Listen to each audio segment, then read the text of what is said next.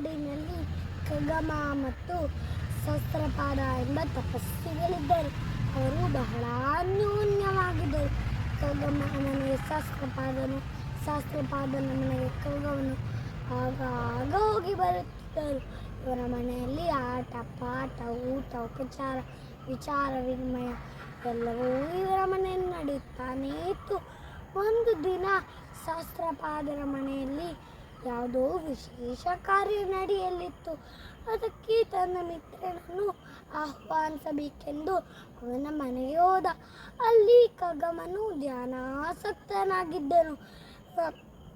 ತಮ್ಮ ಗೆಳೆಯರಿಗೆ ಹೆದರಿಸಬೇಕೆಂದರೆ ಯಾರಾದರೂ ಒಂದು ದೊಡ್ಡ ಸ್ವರದಲ್ಲಿ ಹಿಂದೆಂದ ಬಂದು ದೊಡ್ಡ ಸ್ವರದಲ್ಲಿ ಕೂಗುವುದು, ಮೈ ಮೇಲೆ ಎಸೆದು ನಗಾಡುವುದು ಮಾಡುತ್ತಾರೆ. ಇವನು ಹಾಗೆ ಮಾಡಿದ.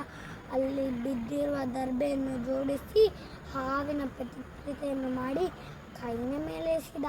ಕೂಡಲೇ ಧ್ಯಾನಭಂಗನಾದ ಖಗಮ ಕೃತಕ ಹಾವನ್ನು ಕಂಡು ಬೆಚ್ಚಿ ಬಿದ್ದನು.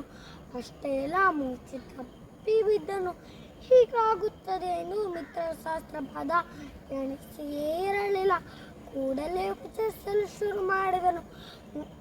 ಸ್ವಲ್ಪ ಹೊತ್ತುವಾದ ಬಳಿಕ ಖಗಮನು ಚೇತರಿಸಿ ಎದ್ದು ಕುಳಿತನು. ಸಹಸ್ರಪಾದನು ಪಶ್ಚಾತ್ತಾಪದಿಂದ, ನಿನ್ನನ್ನು ನಗಾಡಿಸಬೇಕೆಂದು ನಾನು ಹಾವಿನ ಪ್ರತಿಕೃತಿಯನ್ನು ಮಾಡಿ ಕೈನ ಮೇಲೆಸೆದೆ. ನೀನು ಎಷ್ಟು ಹೆದರುತ್ತೀಯೆಂದು ನಾನು ಭಾವಿಸಿರಲಿಲ್ಲ ಎಂದು ಹೇಳಿದನು. ಕೂಡಲೇ ಸಹಸ್ರಪಾದ ಖಗಮನಿಗೆ ಎಲ್ಲಿಲ್ಲದ ಕೋಪ ಬಂತು. ಎಲ್ಲೋ ಅಧಮ, ಅನಾವಶ್ಯಕವಾಗಿ ಭಯಗೊಳಿಸಿ ನನ್ನ ಕಾರ್ಯಕ್ಕೆ ವಿಘ್ನ ಉಂಟು ಮಾಡಿದ ನೀನು ಸರ್ಪವಾಗಿ ಹೋಗು ಎಂದು ಶಪಿಸಿಯೇ ಬಿಟ್ಟ. ಸಹಸ್ರಪಾದನು ಮತ್ತೆ ಮತ್ತೆ ಕ್ಷಮೆ ಯಾಚಿಸಿದನು.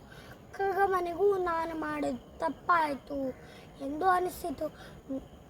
ಖಗಮನು, ನೀನು ನನ್ನನ್ನು ಕೃತಕ ಹಾವನ್ನು ಮಾಡಿ ನನ್ನ ಕೈನ ಮೇಲೆ ಎಸೆದೆಯಲ್ಲ, ಅದಕ್ಕೆ ನೀನು ವಿಷರಹಿತ ಹಾವಾಗಿರು. ಕಾಲಕ್ರಮೇಣ ನಿನ್ನ ಶಾಪ ವಿಮೋಚನೆ ಆಗುತ್ತದೆ ಎಂದು ಸಂತೈಸಿದನು. ಸಹಸ್ರಪಾದನು ದುಂಡುಬ ಜಾತಿಯ ಸರ್ಪವಾಗಿದ್ದನು.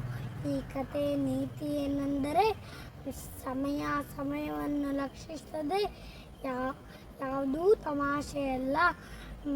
ತಮ್ಮ ಕರ್ತವ್ಯದ ಮಧ್ಯೆ ಯಾವ